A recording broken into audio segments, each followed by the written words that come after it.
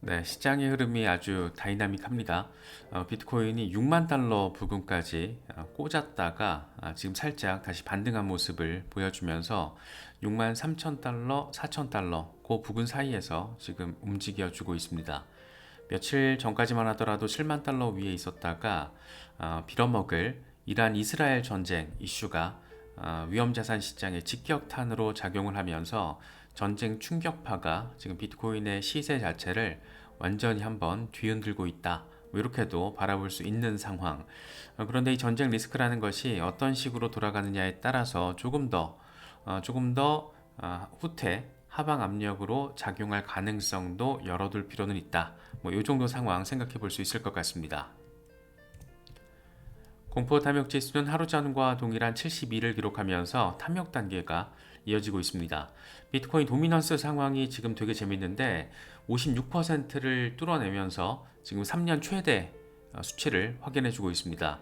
그만큼 지금 시장 자체가 비트코인 중심이라는 것을 느낄 수가 있고 알트코인들이 훨씬 더 지금 크게 강타를 당하고 있는 것은 비트코인이 그만큼 시장 지배력이 크기 때문이고 느끼시겠지만 비트코인이 한 5% 빠지면 지금 웬만한 알트들은 15에서 25, 30 이 정도 지금 빠지고 있잖아요. 그래서 그만큼 시장의 모든 초점, 관심사가 비트코인에 굉장히 강하게 포커싱 돼 있다 라고도 평가할 수 있는 그런 상황입니다. 직접적인 급락 원인은 이란, 미친놈들이 이스라엘에다가 직접적인 공격을 드론 띄워가지고 개시를 했습니다. 이틀 동안 지금 비트코인이 청산된 게 무려 16억 달러 규모가 강제 청산이 돼버렸습니다. 하루 전에는 이란의 이스라엘 공습 가능성이 고조된다라는 이슈가 전쟁 우려로 번지면서 위험자산 시장을 강타했고 이번에는 직접 공습을 했다라는 소식이 전해지면서 또 한 번 2차 악재로서 작용을 해버렸습니다. 중동의 불안, 이 중동 리스크가 고조되면서 금, 국채 이런 자산들, 이른바 안전 자산들은 확실히 리스크 헤지 역량을 보여주고 있는 모습입니다. 금값이 지금 올타임 하이 2,400달러 뚫어냈고 이럴 때 비트코인이 금과 비슷한 리스크 헤지 역량을 보여준다라면 안전자산의 성격이 더 강화됐다라고 평가를 할 수 있는데 사실 아직은 냉정하게 봤을 때는 비트코인은 위험자산이다 이렇게 보는 게 맞다라는 점도 다시 한번 느낄 수 있는 것 같습니다. 일단 유가가 지금 다시 고개를 들었습니다. 아마 한 주가 다시 시작이 되면 유가 확 올라갈 가능성이 되게 높고 그만큼 인플레이션이 자극되면서 유가 100달러 시대가 다시 일상화될 가능성도 있고 여기에다가 국채 가격 올라가면서 국채 수익률 빠지고 있고 미국 연준 과연 어떻게 대응할 것인가 일단 6월 금리 인하는 거의 완전히 물 건너갔다라고 보는 게 맞는 것 같고 연내 3번 금리 인하 단행이라는 기대감 역시 한 번이나 두 번 하면 다행이고 오히려 금리 인상 안 하면 다행이다 이제 이런 말까지 지금 나오고 있습니다. 그래서 연준이 지금 인플레이션을 자칫 타이밍 놓치면은 과거고를 당할 수가 있어서 지금 같은 경우에는 성급히 굳이 뭐 소비 화랑이고 노동시장 견고한데 지금 상황에서 굳이 금리를 섣불리 인하할 이유는 전혀 없다. 뭐 이렇게 보는 게 맞지 않나 싶습니다. 더군다나 미국에서 금리 한두 번 인하하면 국내에서 막 금리 인하 단행돼서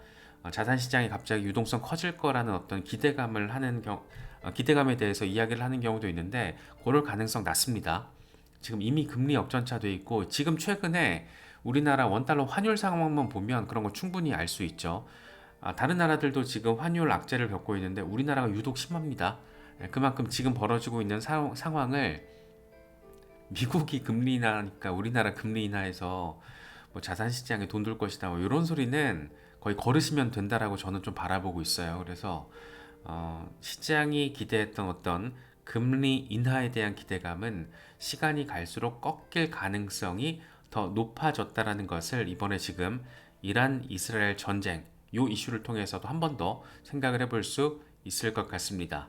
특히 이제 안전자산에 대한 지금 자금 쏠림 현상이 이미 확인되고 있고 비트코인 같은 경우에는 위험자산으로서의 성격이 한 번 더 지금 보여지고 있기 때문에 앞으로 과연 어떻게 흐름이 나와 줄 것인가 이런 부분들도 좀 생각을 해봐야겠죠.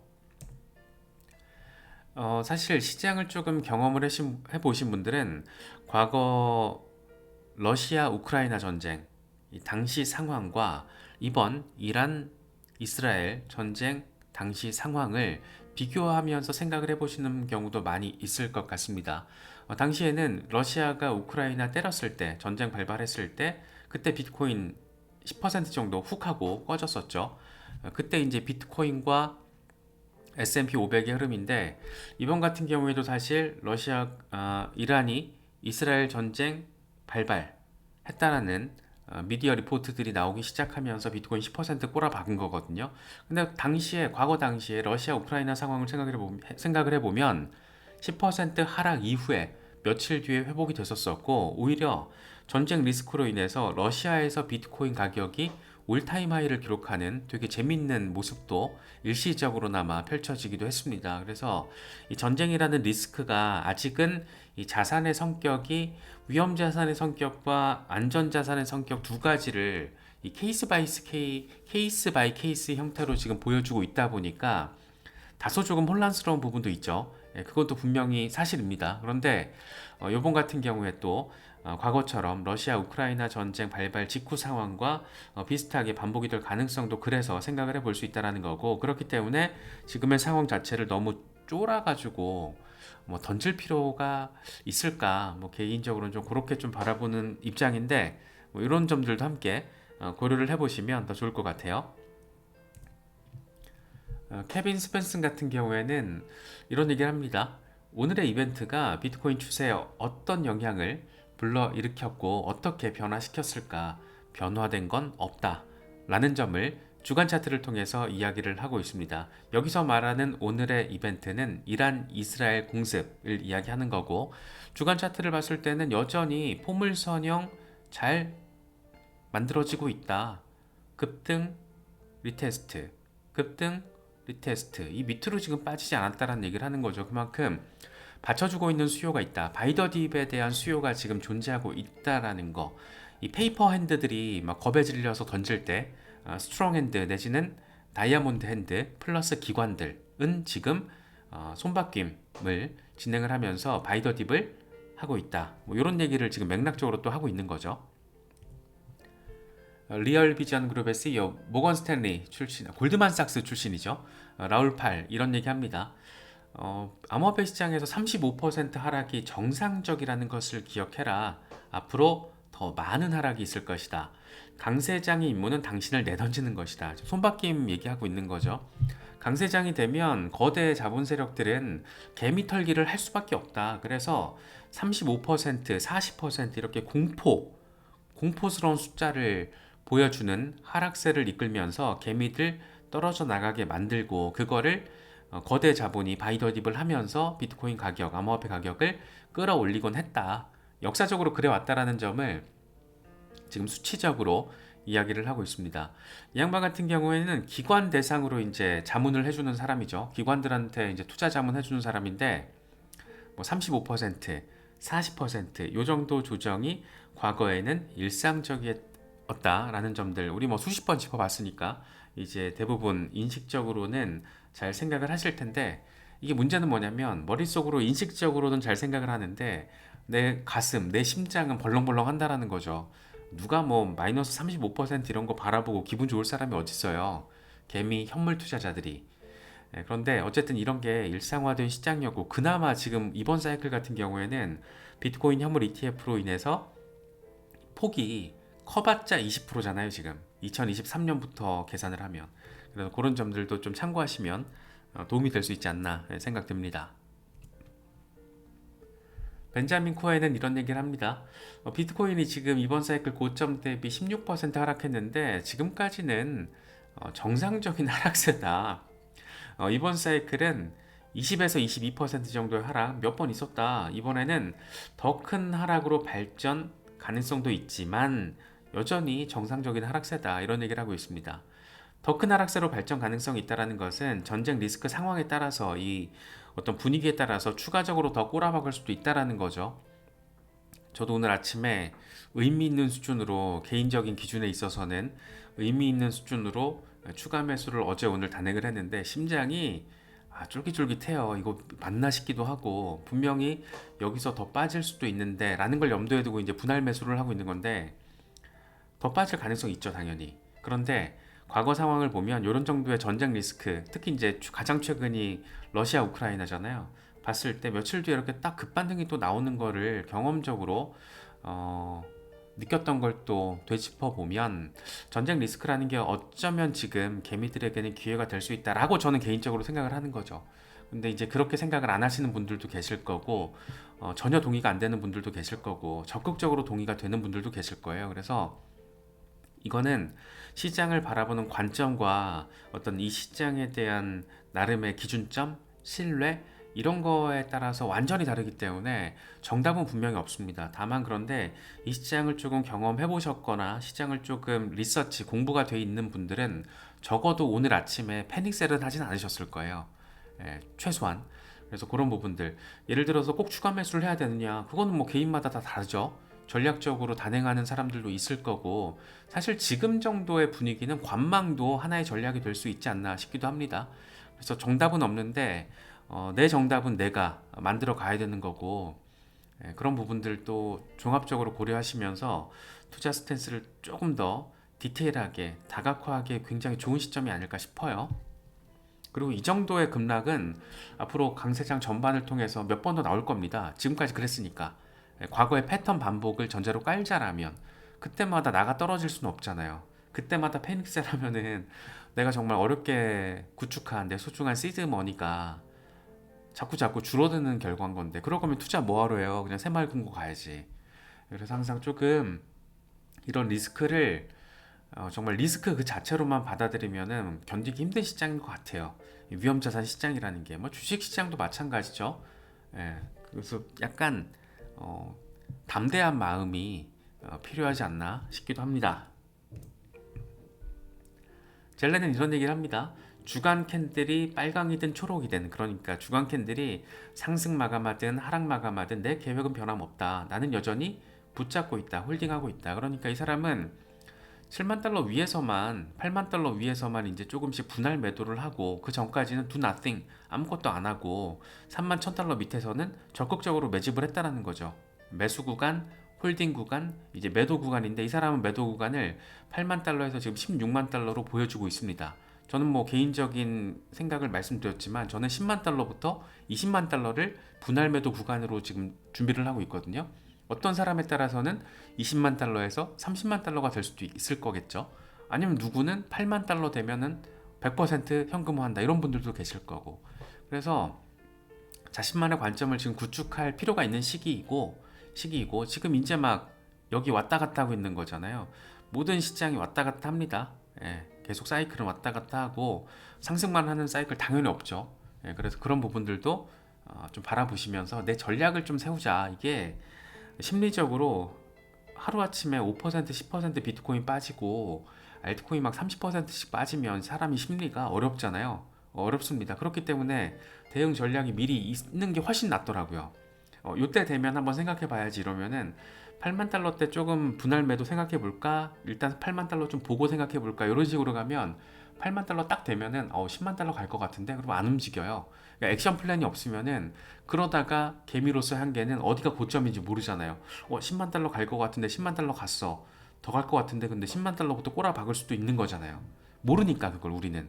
그래서 나름의 구간별로 잘 세팅을 해놓을 필요가 있고 그걸 지금 준비하기에 굉장히 좋은 시기이고 왜냐 반감기가 지금 코앞이니까 그런 점들도 함께 고려를 하시면 더 좋을 것 같습니다.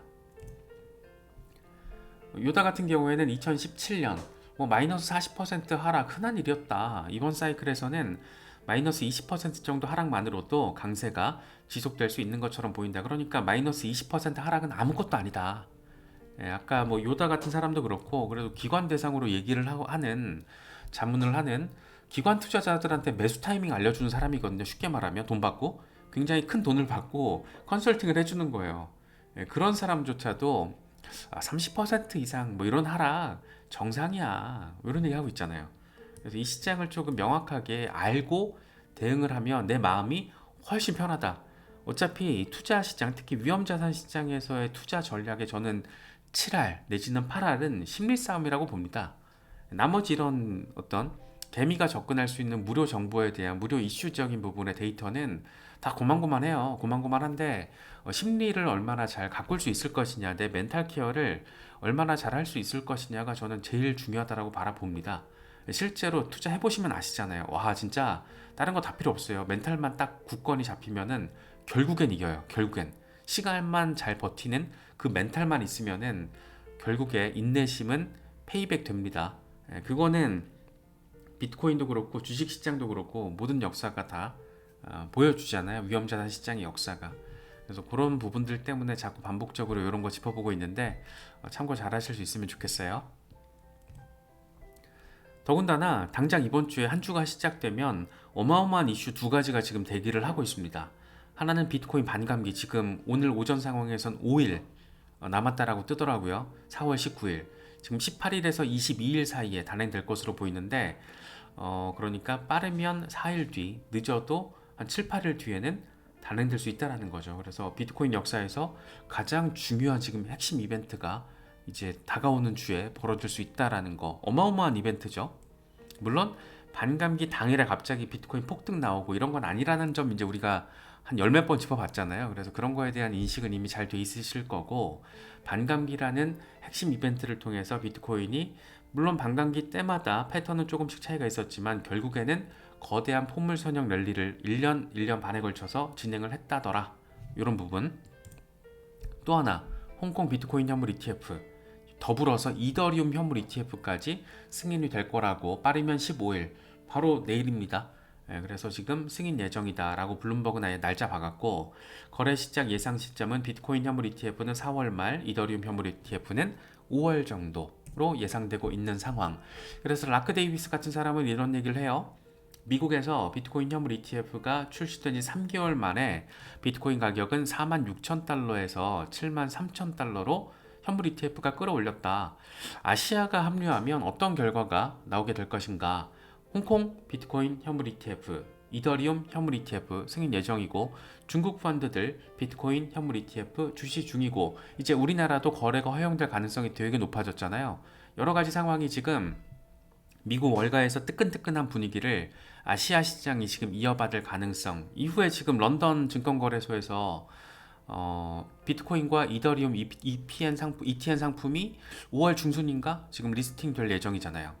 그래서 정말 전반적으로 사이클이 만들어지고 있는 것 같아요. 미국에서 시작하고 아시아 거쳐서 유럽으로 넘어가는 그런 흐름들, 전 세계가 빠방 하면서 비트코인과 나아가서 이제 이더리움 현물 ETF를 통해서 제도권 안으로 급격하게 들어가는 상황. 특히나 이제 홍콩 비트코인 현물 ETF가 주목되고 있는 것은 지금 중국 펀드들이 비트코인 현물 ETF에 되게 관심을 두고 있고, 일단 한 4개 정도가 이번에 승인이 될 가능성이 높다라는 얘기가 나오고 있는데, 단기간에 한 10개로 늘어날 겁니다. 분명히 늘어날 거고, 중국 자산이 본토 자금이 어느 정도 홍콩으로 들어갈지는 봐야겠지만, 비트코인 선물 ETF가 홍콩에서 출시됐을 때, 출시 첫날 미국에서 비트코인 선물 ETF가 출시됐을 때보다 더 많은 자금이 몰렸다라는 거, 뭐 이 정도 우리가 좀 생각을 해볼 수 있을 것 같죠. 마이클 반데포페도 비슷한 얘기해요. 월요일에 지금 홍콩 비트코인 현물 ETF 승인 가능성 높고, 시장이 지금 대규모 조정이 일어나고 있는데, 나는 이게 이 시장이 대규모 상승장으로 가기 전에 지금 마지막 대규모 조정이라고 생각을 한다. 그럼 이후에는 뭐가 벌어질까? 알트 시즌, 뭐 이런 얘기 지금 하고 있는 거죠. 그래서 단기적으로는 지금 하루 이틀 사이에 전쟁 리스크 때문에, 전쟁 리스크 이거 어쩔 수가 없잖아요.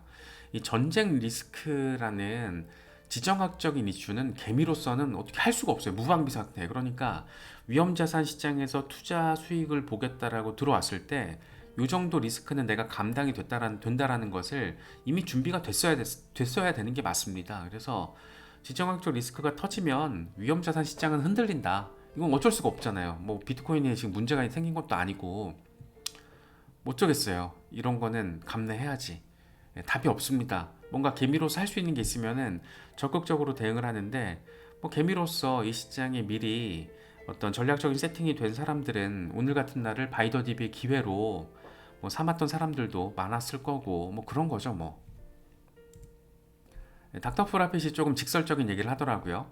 암호화폐 공간에는 1%의 지식과 99%의 쓸모없는 말을 하는 IQ 낮은 사람들이 많다. 그래서 시장이 똑바로 스트레이트하게 올라가는 건 없다. 우리가 강세장에 있다는 것만 알면 된다. 맞는 말이죠. 지금까지 제가 말씀드린 것도 다 이런 맥락인 거잖아요.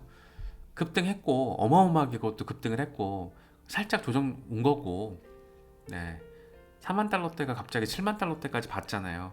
그리고 나서 이제 뭐 6만 5천 달러대로 20%도 안 되는 조정 온 거, 거의 200% 수준의 급등을 경험을 했는데 20% 조정이 너무 겁나서 힘들다라면 그거는 내 마음을, 내 멘탈 케어의 어떤 강도를 좀 재점검해보는 시간으로 가지시면 어떨까. 왜냐하면 이 시장을 그냥 던지고 나갈 게 아니라 던지고 나가기 좀 아쉽지 않을까요?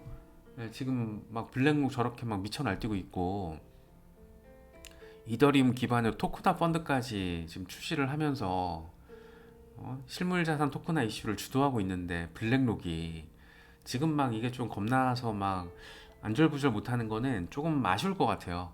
왜냐면 너무 이렇게 선명하게 움직이고 있는 플레이어들이 미국에선 블랙록, 피델리티 이런 대형 기관들, 지금 홍콩 정부 뭐 이런 움직임들 보면 지금 뭔가 이렇게 패닉셀 이러기엔 좀 아쉬울 것 같고, 지금은 조금 더 개인적으로는 어, 제 포트폴리오를 조금 더 어, 디테일하게 만들려고 저는 좀 노력을 하고 있습니다. 그래서 뭐 사람마다 다 다른 거라서 어떤 생각을 강요할 수 당연히 없죠. 내가 만든 전략이 그게 정답입니다. 정답이 없는 시장이죠. 뭐 위험자산 시장에서 뭐 정답이 있다, 뭐 어떤 종목 얼마에 매수해라 이런 건 이제 사기꾼들 멘트라고 보면 되고, 결국에는 내가 공부하고 내 마음이 얼마나 단단하게 준비가 돼 있느냐에 따라서 지금 상황이 누구에겐가는 분명히 조금만 더 시간이 지나면은 저는 보여질 거라고 봐요.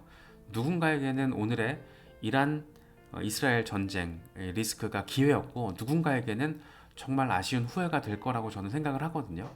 그래서 그런 부분들도 좀 이렇게 시장을 너무 단기적으로 분봉 차트나 일간 차트 보지 마시고 주간 차트나 월간 차트를 보면 지금 되게 약간 뭐랄까, 차트가 비트코인의 경우에 차트가 뷰티풀합니다. 진짜 차트 되게 예뻐요. 그래서 그런 것들 좀 바라보시면은 어떤 뭐랄까 심장이 막 벌렁벌렁거려서 잠도 못 자고 이러시면 안 되니까, 투자했는데 잠도 못 자고 막 스트레스 받을 거면 투자 안 하는 게 낫지 않나 싶거든요. 투자를 좀 안정적으로 편안하게 할 수 있는, 그래서 제가 보수적인 투자에 대해서 조금 더 강조를 드리는 건데 보통은 그렇지 못하거든요. 특히 사람의 심리라는 게 기본적으로 빠르고 쉽게 돈 벌고 싶어 하는 욕망이 기본적으로 인류 역사의 기본 베이스였어요. 그런데 그게 극대화되면 될수록 대부분 실패를 합니다. 그래서 저희가 어제 영상에서, 어제 라이브에서 시간의 의미에 대해서 한참 얘기를 했었잖아요. 그래서 그런 부분들까지 좀 종합적으로 바라보시면 어떨까, 그런 생각이 좀 많이 듭니다. 그리고 특히나 패턴이 똑같아요. 늘상 벌어지는 게 공포를 불러일으키는 뉴스가 딱 등장을 하면 페이퍼 핸드, 특히 이제 경험이 부족한 개미들이 충동적인 패닉셀을 딱 해서 물량 던지고, 이 스마트 머니 기관들은 그걸 또 쓸어 담으면서 상대적인 저가 매수를 하고, 그렇게 이후에 가격이 안정화되면서 급등세로 이어지고, 가격이 안정화된 그 흐름, 반등했을 때 그 상황이 새로운 뉴 노멀이 되면서 그때부터 이제 포물선형 가고, 이게 기가 막히게 반복이 됐다라는 거죠. 그래서 그런 부분들 잘 좀 염두에 두시고, 너무 이렇게 특히 이제 비교적 최근에 블랙록의 비트코인 현물 ETF를 계기로 시장에 들어오신 분들은 이런 부분들 좀 잘 좀 정리하시면서 곱씹어 보시면 좋으실 것 같고, 이런 상황이 최소 2번 이상은 옵니다. 이번 사이클에서 2번에서 4-5번까지 옵니다. 분명히. 그래서 그때마다 쫄 수는 없잖아요. 그때마다 대응을 하고 수익을 내야지. 그게 우리의 목표라는 점을 잘 참고를 하시면서 시장 대응하시면 좋을 것 같고, 오늘 오후에는 번개 라이브를, 멤버십 라이브를 지금 진행을 안 할 생각이었는데, 어제 했기 때문에 안 할 생각이었는데, 오늘 오후 상황 좀 보고 제가 멤버십 번개 라이브 진행을 하게 되면 저희 멤버십 채팅방에다가 말씀드릴게요. 그런 부분들 참고하시면서 주말인데 너무 이렇게 전쟁 터진 와중에 차트에만 몰입하시면서 이 또 주말이 주는 기쁨이라는 게 있는데 그런 것들 놓치지 않으셨으면 좋겠습니다.